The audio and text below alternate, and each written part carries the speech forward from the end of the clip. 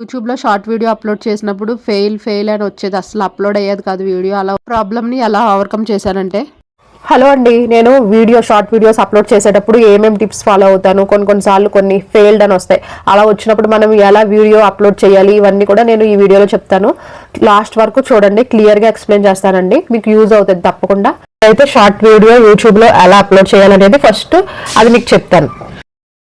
First అయితే YouTube మీద press చేసుకుంటే కింద ప్లస్ అని సింబల్ ఉంటుందండి. యూట్యూబ్ ఓపెన్ అవ్వగానే దాని మీద ప్రెస్ చేసామంటే కింద ఇలా ఆప్షన్స్ వస్తాయి, వీడియో అని, షార్ట్ అని, లైవ్ అని, పోస్ట్ అని. పోస్ట్ మీద ప్రెస్ చేసుకుంటే మనం ఏదైనా ఫోటో కానీ ఏమన్నా చెప్పాలనుకుంటే అక్కడ మనము ఇమేజెస్ కూడా పెట్టుకుని పబ్లిక్ అని పెట్టామంటే మన కమ్యూనిటీ ట్యాబ్లో వస్తుంది. ఇప్పుడు షార్ట్ అని క్లిక్ చేసామంటే మన గ్యాలరీలోకి వెళ్తుంది. మనం అనుకున్న వీడియో అప్లోడ్ చేయాలనుకున్న వీడియో మీద ప్రెస్ చేసుకుంటే అదైతే ఇక్కడ ప్లే అవుతుందండి. నెక్స్ట్ పైన మ్యూజిక్, యాడ్ మ్యూజిక్ మీద ప్రెస్ చేసామంటే మనం సేవ్ చేసుకున్న మ్యూజిక్, అలాగే యూట్యూబ్ ఇచ్చిన కొన్ని సాంగ్స్ కూడా ఉంటాయి, అదైనా పెట్టుకోవచ్చు. షార్ట్ వీడియోసే కాబట్టి మ్యూజిక్ కాపీరైట్స్ రావు, పెట్టుకోవచ్చు. నెక్స్ట్ మనము వీడియో డన్ అని ప్రెస్ చేసామంటే ప్రాసెసింగ్ అని వస్తుంది. ఇప్పుడు టిక్ మార్క్ మీద ప్రెస్ చేయాలండి. ఆ పైన నేను రౌండ్గా పెట్టాను కదా రెడ్ కలరు, అదేంటంటే మనము ఎవరిదైనా సౌండ్ తీసుకుని ఫన్నీ వీడియోస్ చేయాలన్నప్పుడు అవి యూజ్ అవుతాయి. కెమెరా ఫ్లిప్ చేసుకోవడానికి, ఇంకా స్పీడ్ పెంచేసుకుని చెప్తాం కదా కామెడీ వీడియోస్, వాటికి అది యూజ్ అవుతుంది. ఇప్పుడైతే మన వీడియో ఇక్కడ మనం కావాలనుకుంటే ఆల్ఫాబెట్ ఏ మీద ప్రెస్ చేసుకుని మనము ఏదైనా టైటిల్ పెట్టుకోవచ్చు. ట్రిమ్ మీద ప్రెస్ చేసుకుంటే మన షార్ట్ వీడియోని మనము లెంత్ తగ్గించుకోవాలి, ఇంత టైం వద్దు అనుకుంటే మనము ఇక్కడ బార్ని సెలెక్ట్ చేసుకుని మనం సైజ్ అడ్జస్ట్ చేసుకోవచ్చు అండి. నేనైతే ఇప్పుడు మీకు చూపించడం కోసం అనేసి ఇలా కంప్రెస్ చేసి చూపిస్తున్నాను చూడండి. ఒక 7.3 సెకండ్స్ సెలెక్ట్ చేసుకుని డన్ మీద ప్రెస్ చేశాను. చాలా ఆప్షన్స్ అయితే ఇచ్చాడండి, నిజంగా చెప్పాలంటే యూట్యూబ్ షార్ట్ వీడియో అప్లోడ్ చేయడానికి చాలా మంచి ఆప్షన్స్ ఇచ్చాడు. ఇక్కడే మనం చక్కగా ఎడిట్ చేసుకోవచ్చు. చూసారు కదా, మళ్ళీ ప్రివ్యూ ఒకసారి చూసుకుని మనకి సరే అనుకుంటే డన్ నొక్కాలి. ఇప్పుడు ఫిల్టర్స్ మీద ప్రెస్ చేసుకుంటే మనకి కావాల్సిన ఫిల్టర్, లైటింగ్ ఎఫెక్ట్ పెట్టుకోవచ్చు. ఆ 4th మైక్ ఆప్షన్ మీద ప్రెస్ చేస్తే వాయిస్ ఓవర్ అనమాట. వాయిస్ ఓవర్ ఇవ్వాలనుకుంటే మళ్ళీ రెడ్ బటన్ మీద ప్రెస్ చేసుకుని అక్కడ వాయిస్ ఓవర్ ఇచ్చుకోవచ్చు. లాస్ట్ వచ్చేసి చూస్ స్టిక్కర్స్, అదేంటంటే మనం ఏదైనా క్వశ్చన్ అండ్ ఆన్సర్ కానీ, పోలింగ్ కానీ ఏదైనా పెట్టి టిక్ మార్క్ అది పెట్టుకుని టిక్ మార్క్ నొక్కడమే. ఇక్కడ మళ్ళీ మీరు కావాలనుకుంటే ఇక్కడైనా సౌండ్ ఇవ్వచ్చు. ముందైనా సౌండ్ మ్యూజిక్ యాడ్ చేసుకోవచ్చు, లేకపోతే యాడ్ మ్యూజిక్ అని ఇక్కడ వస్తుంది కదా, యాడ్ సౌండ్ అని ఇక్కడైనా సెలెక్ట్ చేసుకోవచ్చు అండి. సేమ్ ఇది కూడా సేమ్ బ్రౌజ్ కానీ, సేవ్డ్ మ్యూజిక్ కానీ పెట్టుకుని నెక్స్ట్ నొక్కేయడమే.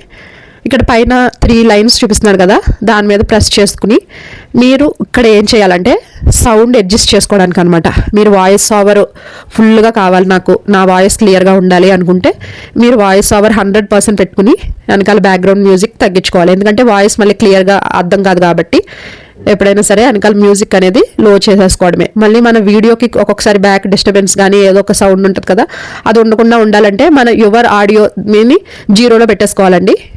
అది 0లో పెట్టేసుకుని వాయిస్ ఓవర్ 100% పెట్టుకుని తర్వాత వెనకాల బ్యాక్గ్రౌండ్ మ్యూజిక్ మధ్యలోది మీకు నచ్చినంత పెట్టుకుని టిక్ మార్క్ ప్రెస్ చేసేసుకుంటే అలా ప్లే అవుతుంది అనమాట. ఇలా డైరెక్ట్గా వాయిస్ ఓవర్ ఎక్కడైనా ఇవ్వచ్చు, లేదంటే మీరు యూస్ చేసే యాప్లో అయినా ఇచ్చేసుకోవచ్చు, ప్రాబ్లం ఏం లేదు. నెక్స్ట్ నొక్కేయడమే. ఇప్పుడు చూసారు కదండి, విజిబిలిటీ, పబ్లిక్ అని, అన్లిస్ట్ అని, ప్రైవేట్ అని, స్కెడ్యూల్ అని ఉంది. స్కెడ్యూల్ అంటే ఏంటంటే మీరు particular time and date select చేసుకుని డన్ నొక్కారంటే అప్పుడు పబ్లిష్ అవుతుంది అనమాట. మీరు ఏ టైము ఏ డేటు పెట్టారో అప్పుడు డైరెక్ట్గా అప్లోడ్ అవుతుంది. నెక్స్ట్ అప్లోడ్ షార్ట్ పెట్టేసుకోవచ్చు, టైటిల్ ఏదో ఒకటి ఇచ్చేసుకుని అప్లోడ్ షార్ట్ ప్రెస్ చేసుకుంటే అయిపోతుంది. చూసారు కదండి, ఇప్పుడు షార్ట్ వీడియో అప్లోడ్ చేయడం అంటే ఇదన్నమాట ప్రాసెస్.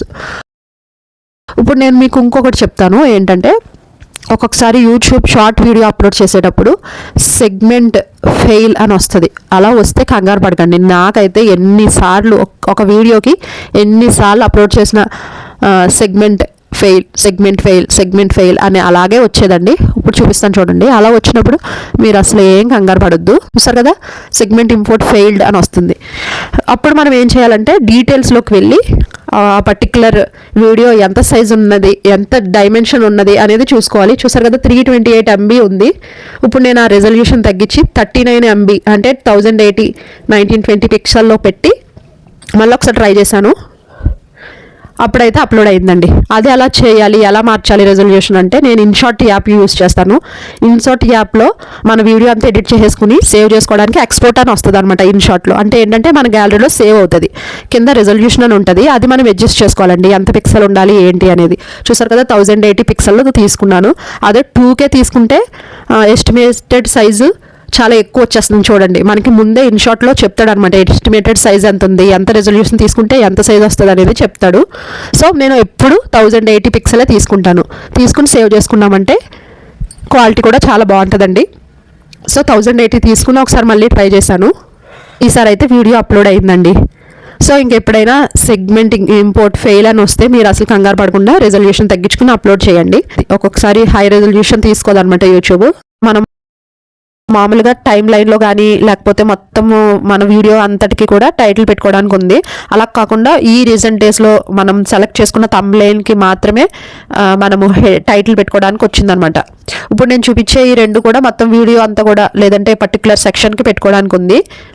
అలా కాకుండా మనం నెక్స్ట్ నొక్కేసి అప్లోడ్ చేసే ముందు ఇక్కడ పైన పెన్సిల్ మార్క్ ఉంది కదండి, మళ్ళీ చూపిస్తాను చూడండి. పెన్సిల్ మార్క్ ఎందుకు ఇస్తాడు, అది పర్టికులర్ థంబ్నెయిల్ షార్ట్కి థంబ్నెయిల్ అనమాట. ఇది ఏ ఫ్రేమ్ కావాలనుకుంటే ఆ ఫ్రేమ్ సెలెక్ట్ చేసుకోవచ్చు అప్లోడ్ చేసుకోవడానికి.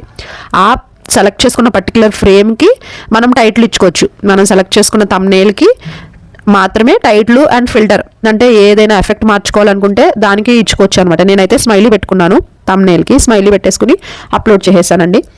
ఆ పర్టికులర్ థంబ్నెయిల్కి అలా మనము టెక్స్ట్ పెట్టుకోవడానికి కానీ ఇచ్చాడనమాట. నేనైతే ఇలా అప్లోడ్ చేస్తానండి వీడియోస్. నేనైతే ఇన్షాట్లో ఎడిట్ చేస్తానండి. ఇన్షాట్ అనేది నాకు బాగా కంఫర్టబుల్గా అర్థమవుతుంది. మనము కెమెరాలో వీడియో రికార్డ్ చేసుకుంటాం కదా, కుకింగ్ కానివ్వండి, ఫన్నీ వీడియోస్ కానివ్వండి, ఏదైనా సరే, లేకపోతే ఎక్కడికైనా షాపింగ్కి వెళ్ళినప్పుడు వీడియోస్ కానీ అన్నీ మనం గ్యాలరీలో స్టోర్ అవుతాయి. ఎందులో స్టోర్ అవుతాం? గ్యాలరీలో, కెమెరాలోనే ఉంటాయి. కానీ అలా అయితే కన్ఫ్యూజ్ అయిపోతాం కదా. ఎడిటింగ్ చేసే టైంలో ఏ వీడియో మనం ఏదైనా cooking chicken curry video upload చేయాలనుకుంటాం, అది ఎడిట్ చేసేటప్పుడు చాలా కష్టమైపోతుంది. ఒక్కొక్క వీడియో వెతుక్కోవడానికి చాలా కష్టమైపోతుంది. మధ్యలో మనం ఇంకా వేరే వీడియోస్ తీసేస్తాం కదా, అవన్నీ క్లమ్జీ అయిపోతాయి అనమాట. అందుకని నేను ఏం చేస్తానంటే ఏ వీడియో అయినా రికార్డ్ చేసుకుంటే దాన్ని సపరేట్ ఫోల్డర్లో పెట్టుకుంటాను. సాంబార్ వీడియో రికార్డ్ చేశాను, ఆ పర్టికులర్ ఫోల్డర్ సాంబార్ అని హెడ్డింగ్ పెట్టుకుని దాంట్లో ఈ వీడియో క్లిప్స్ అన్ని వేసుకుంటానండి. అలా వేసుకోవడం వల్ల ఏంటంటే మనం వీడియో ఇన్షాట్లో ఎడిట్ చేసేటప్పుడు ఆ సాంబార్ అనే టైటిల్ మీద క్లిక్ చేస్తే అందులో ఉన్న క్లిప్స్ అన్ని సెలెక్ట్ చేసుకుని అలా ఎడిట్ చేసుకోవచ్చు. అదే ఫోన్ గ్యాలరీ కెమెరాలోనే ఉన్నాయనుకోండి కన్ఫ్యూజ్ అయిపోతాం. ఒక్కొక్క బిట్ ఒక చోట ఉంటుంది. కాబట్టి అలా కన్ఫ్యూజ్ అవ్వకుండా ఉండాలంటే ఒక ఫోల్డర్ కింద మనం సెలెక్ట్ చేసుకుని పెట్టేసుకున్నాం అనుకోండి, కన్ఫ్యూజ్ అవ్వకుండా మనం హ్యాపీగా ఎడిట్ చేసుకోవచ్చు. నేను చెప్పినవి మీకు యూస్ఫుల్ అయ్యాయా అనుకుంటున్నాను. ఏమైనా డౌట్స్ ఉంటే కనుక కామెంట్ చేయండి. Thank you for watching. Bye.